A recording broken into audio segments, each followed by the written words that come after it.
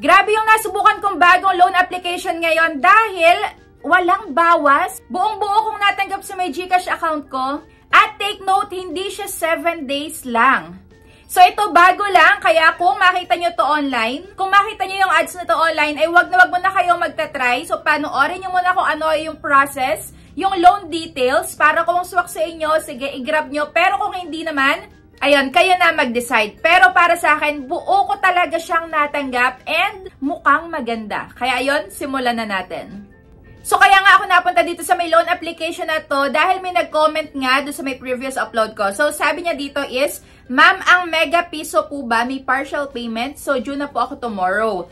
And isa pa, hello po ma'am, mag-due date na po ako sa may Mega Piso. Ang hirap po sa may Mega, may details po silang 3 term pero isang bagsakan lang pala ang bayad. Tapos, only 14 days. So, 4K daw ang naloan niya, pero ang balik is 5,700. So, grabe, diba? So, kaya nga napunta ako dito sa may Mega Peso na to. So, Mega Peso pala, hindi siya Mega Piso. And, na-check ko naman siya sa may SEC, naka-register naman. Pero, take note din, hindi lahat ng naka-registered sa may SEC or SEC ay super legit at wala ka dito mare-receive na harassment or pananakot. So, meron at meron pa din talaga kahit na naka-register dyan. Kaya make sure lang na pinanonood nyo muna yung mga all reviews dito sa my YouTube. And nagbabasa-basa nga kayo ng mga reviews.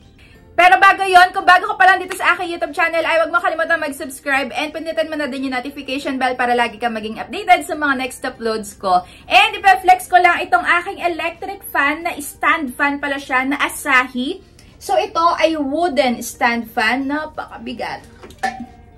So, ayan, wooden siya. And, ipapakita ko dyan yung video. I-insert ko na lang. Saka, itong cutie ko na unan. So, ayan, napakalambot. And, magkasama na to nung nabili ko.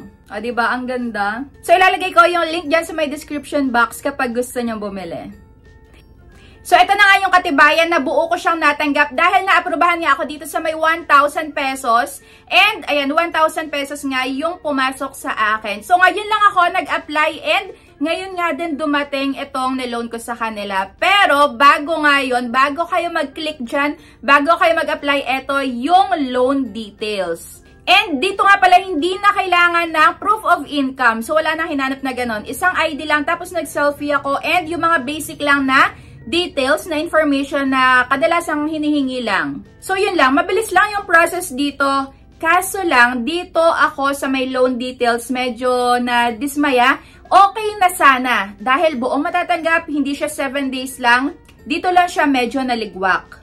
So, ito pala yung bungad sa akin. Up to 50,000 pesos pala yung kanilang ipinapautang and 91 up to 180 days. So, ito nga pala yung mga sasagutan muna para may idea kayo. So, yan, basic information, ID. So, ipa-flash ko na din dyan. Tapos, mag-facial verification din kayo.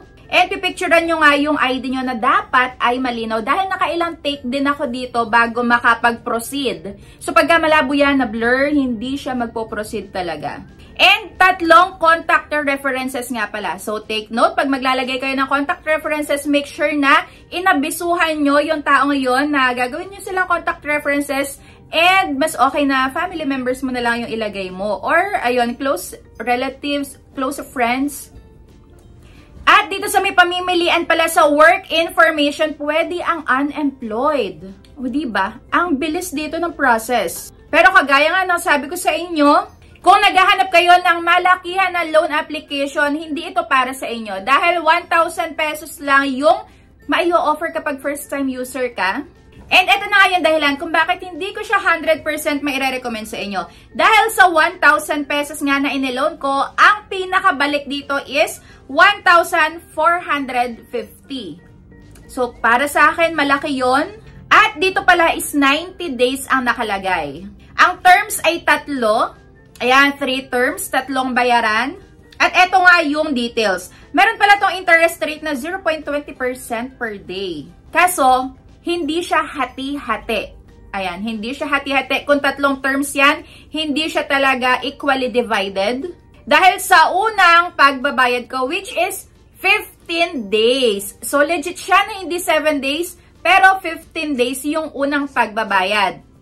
So, para magka-idea kayo, sa 1,000 na i-offer sa inyo, ang babayaran yung una ay 978 pesos. So, yun ay sa loob ng 15 days. And after nga nun, sa may pangalawang pagbabayad, medyo nalito ako dito dahil akala ko every 15 days siya.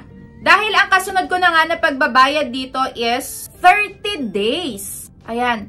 So, 30 days pa ang aantayin ko para makapagbayad ako dito sa may pangalawa kong pagbabayad. Well, pwede ko namang i-advance. Pwede naman nating i-advance. Pero, ayun nga, yung pangalawa kong pagbabayad is 30 days ang pagitan. Grabe. So, 236 ang babayaran ko. And sa may last na term, last na pagbabayad ko, so kung October 30 yung pangalawa kong pagbabayad, yung last na pagbabayad ko is December 14. Napakalayo ng mga pagitan dito. So, ayun, malaki yung pinakatubo. Pero, ayun, mahahati naman siya sa may 3 pagbabayad. And, medyo makakaipon na nga kayo ng pangbayad dito dahil malayo-layo nga din yung pagitan. Yun nga lang, medyo natataasan talaga ako sa may pinakatubo. Pero in all fairness ha, bongga talaga to dahil buo mo siyang matatanggap. So kung okay kayo dito sa may loan details, ayun, pwede nyo itry. At ito nga pala yung breakdown. So ito yung mga pinagsama-sama na babayaran nyo sa first term. So ito yung amount due ko nga 978. So ito nga yung breakdown. Ang pinaka-principal is 678 na dagdagan ng interest na 30 pesos at nadagdagan pa ng service fee na 270 pesos. O diba, ang laki ng service fee. At sa may pangalawang term naman, wala na siyang service fee. At sa last term, okay, so unang term lang siya may service fee. And sa may interest, ayan, papalaki yung interest. Sa unang interest, 30 lang. Sa pangalawa kong pagbabayad, yung naging interest ay 60 pesos. At yung pangatlong interest ay naging 90 pesos. So, yun yung mga breakdowns ng, ayan, babayaran ng huhulugan dito sa may mega peso. So, para sa akin, maire-recommend ko siya 70 out of 100. Dahil buo mo siyang matatanggap. Unang-una, mabilis lang yung process. Pero ayun, kanya-kanya tayo dito ng desisyon. Kung okay sa inyo to, pwede nyo itry. Yun nga lang, nag-research din ako ng mga na-experience na nung matagal nang nakapag-try dito. At yung isa nga sa may nababasa ko lagi is legit na, ayan, makulit to, kahit na hindi mo pa due date. So, maraming matatanggap na text, na messages na kagaya din ng sa iba. Pero ito, mas okay naman ako dito. Mas nagagandahan ko to kaysa doon sa ibang makukulit na ang laki pa ng makakaltas. So, para sa akin, goods ako dito. 70 out of 100. Kayo, kung anong palagay nyo, comment down below. At sa may nag-comment naman na kung pwede yung partial. Ayun, wala ako dito nakita na pwede yung partial dahil hinati nga niya to sa may 3 bayaran. And hindi ibig sabihin na nakita mo na yung repayment is yung pinakakabuuan. Baka hindi mo lang siya na-i-click dun sa may loan sa ibaba. Tapos dun mo makikita yung mga due date. So baka yung nakita mo lang is yung kabuuan kanina na amount. Tapos yung due date mo na unang pagbabayad. So baka yun lang na misinterpret mo lang. Pero kagaya nga nung pinakita ko sa inyo kanina, nung sinabi ko, mahahati siya sa 3 bayaran. And may amount doon, may exact amount doon kung magkano yung babayaran mo. So, bilang, ayan, tayo ay borrower, kailangan ay responsable din tayong borrower kung ano natanggap natin, kung in-accept natin yung loan terms and agreements, yung loan details, ayan, kailangan isauli natin or bayaran natin kung ano yung inagrihan natin. Para less stress na lang din, less hassle. At kung hindi kayang bayaran sa due date na ipinakita, huwag nang i-accept. So, ayun lang po for today's video ang about sa may mega peso. Ayan, naka-register sa SEC, pero meron ditong, ayan, pangungulit once na malapit na ang due date mo. And wala pa ako dito nababasa online na naipost na nitong mega peso. And hopefully, hindi naman sila nagpo-post. Ayan, sana marami pa nga lumabas na ganitong bagong loan application na buong matatanggap. So, ayan lang. Thank you for watching and see you on my next vlog. Bye!